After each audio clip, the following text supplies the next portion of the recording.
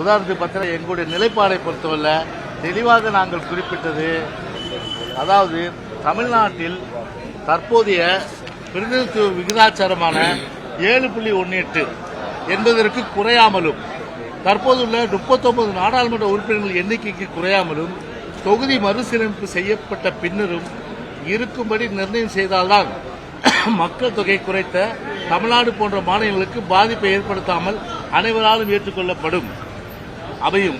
அல்லது தற்போதுள்ள மொத்த மக்களவைத் தொகுதிகள் 543 என்பதை மாற்றாமல் ஒவ்வொரு மாநிலத்திலும் உள்ள மக்களவைத் தொகுதியின் சராசரி மக்கள் தொகை அடிப்படையில் மாநிலத்திற்குள்ளவே மக்களவைத் தொகுதியின் எண்ணிக்கை மாறாமல் மறுசீரமைப்பு செய்தால் எந்த மாநிலத்திற்கும் பாதிப்பு ஏற்படாது.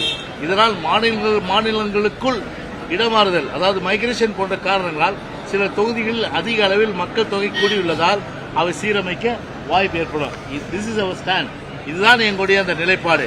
இப்போ தமிழ்நாட்டிற்கு இல்லை மொத்தத்தில் 30 விழுக்காடு தொகுதிகளை அதிகப்படுத்தினார்கள் என்றால் தமிழ்நாட்டுக்கும் அந்த 30 விழுக்காடு எண்ணிக்கை அதிகப்படுத்த வேண்டும். பீகாருக்கும் இதே 30 விழுக்காடு தொகுதிகளை அதிகப்படுத்த வேண்டும். உத்தரப்பிரதேஷ், மகாராஷ்டிரா, கேரளா, கர்நாடகா, இந்தியாவில் உள்ள அனைத்து மாநிலங்களுக்கும் இதே அளவில் அதிகப்படுத்த வேண்டும். தமிழ்நாட்டுக்கு கிட்டத்தட்ட 71 சென்சஸின் படி அப்பொழுது 543 தொகுதிகள் எண்ணிக்கையில் தமிழ்நாடு 39 தொகுதிகள்.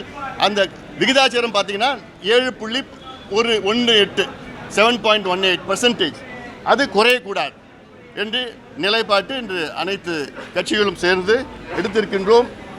அது இல்லாமல் இதை ஒன்றாக நாம் அணுக வேண்டும் என்ற நோக்கம் தென்னிந்திய மாநிலங்களின் நாடாளுமன்ற உறுப்பினர்கள் அடங்கிய கூட்டு நடவடிக்கை குழு ஒன்றை அமைப்பது எனவும் சமச்சீரான சதவிகிதத்தில், அதாவது விகிதாச்சார அடிப்படையில் இடங்களை உயர்த்தலாம்,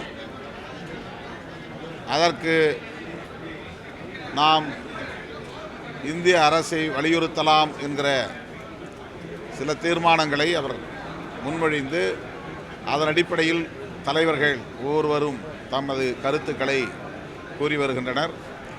விடுதலை சிறுத்தைகள் கட்சியின் சார்பில் இந்த எண்ணிக்கையை கூட்ட வேண்டாம், அப்படியே தக்க வைக்க வேண்டும். அமெரிக்காவில் 100 ஆண்டுகளாக ஒரே எண்ணிக்கை அடிப்படையில் தான் பிரதிநிதித்துவ ஜனநாயகம் கடைபிடிக்கப்பட்டு வருகிறது.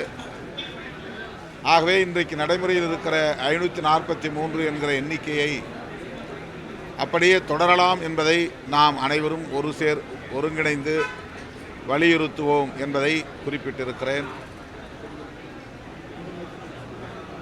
மறுவரையறை செய்தே தீர வேண்டும் என்கிற முடிவை இந்திய ஒன்றிய அரசு மேற்கொள்ளுமேயானால் 20 அல்லது 30% அடிப்படையில்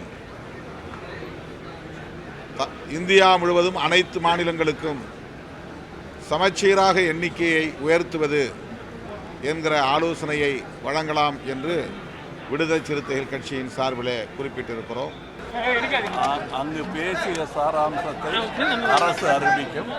நாங்கள் எங்கள் கருத்துக்களை முதல்வரிடத்தில் அனைவரும் முன்னிலையிலும் சொல்லிவிட்டோம்.